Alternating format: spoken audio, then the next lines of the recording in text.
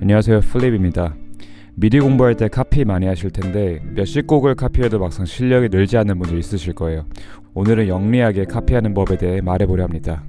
저는 이 방법으로 실력이 빠르게 늘었는데 꽤나 중요한 내용이니 지루하더라도 끝까지 시청하시면 도움 될 겁니다. 비트메이킹을 막연하게 잘하고 싶다 하는 생각은 축구로 비유하면 갑자기 손흥민처럼 되고 싶다는 생각과 비슷한 거예요. 그래서 우리는 세분화 작업을 거쳐서 단계적으로 하나씩 연습해야 합니다. 손흥민처럼 당장의 축구는 못하더라도 잘게 쪼개서 패스만큼은 도전해볼만 하잖아요. 비트메이킹을 구성하는 요소로 드럼, 멜로디, 편곡, 믹싱 이 네 가지로 크게 분류하고 하나씩 더 파보는 겁니다. 일단 중요하면서도 접근하기 쉬운 드럼 파트에서 드럼만큼은 프로처럼 찍기를 목표로 잡아봅시다. 우린 이 목표를 향해서 먼저 카피를 해보는 거예요. 드럼에서 중요한 3요소로는 첫 번째 소스 선택, 질감 선택이죠. 두 번째 그루브, 세 번째 사운드 밸런스가 있습니다. 이 세 가지를 항상 염두에 두면서 카피를 할 건데 카피는 오피셜 인스트루멘털로 하는 걸 추천드립니다. 자, 근데 여기서 중요한 점이 있습니다.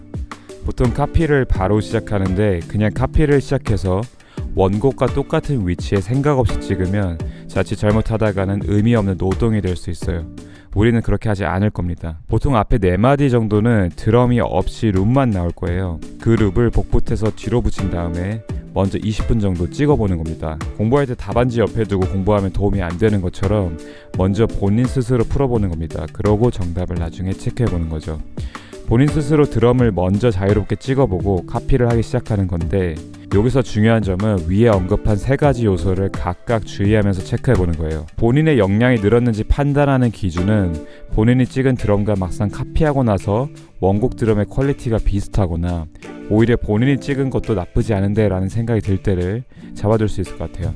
중요한 사항 몇 가지 또 말씀드리자면 우리는 카피를 하는 이유에 대해서 항상 염두에 둬야 합니다. 결국 내 곡에 창의적으로 사용하려고 카피를 해보는 거잖아요. 완전히 똑같이 카피하려는 게 아니라 내 곡에 나중에 쓰일 도구들을 재밌게 수집한다 생각하면 좋습니다. 내가 처음 찍었을 땐 몰랐는데 카피랑 비교해보니까 이 그루브를 미처 생각 못했네, 밸런스가 무너졌네, 이런 드럼 소스 질감을 사용했네, 이런 비교를 하면서 수집하는 겁니다. 자, 그러면 3요소가 왜 중요한지 말해볼게요. 첫 번째로 소스 선택 정말 중요합니다.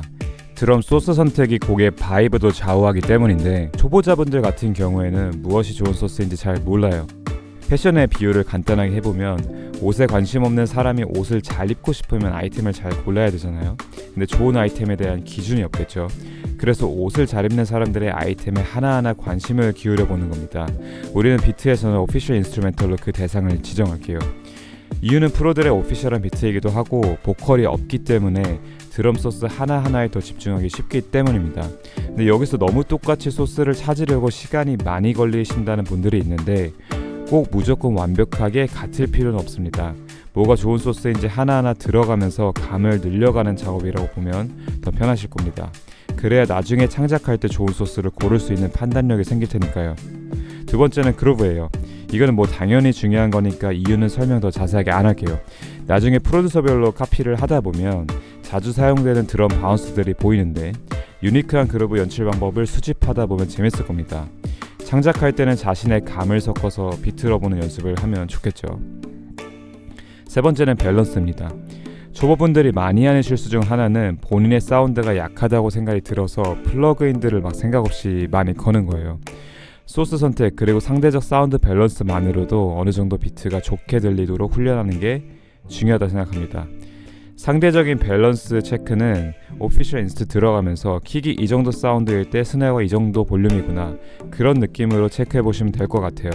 킥 몇 데시벨 이렇게 정해져 있으면 좋겠지만 근데 곡이나 장르마다 다르기 때문에 유연하게 본인이 좋아하는 곡들을 레퍼런스로 두고 체크해 보면 좋을 것 같습니다.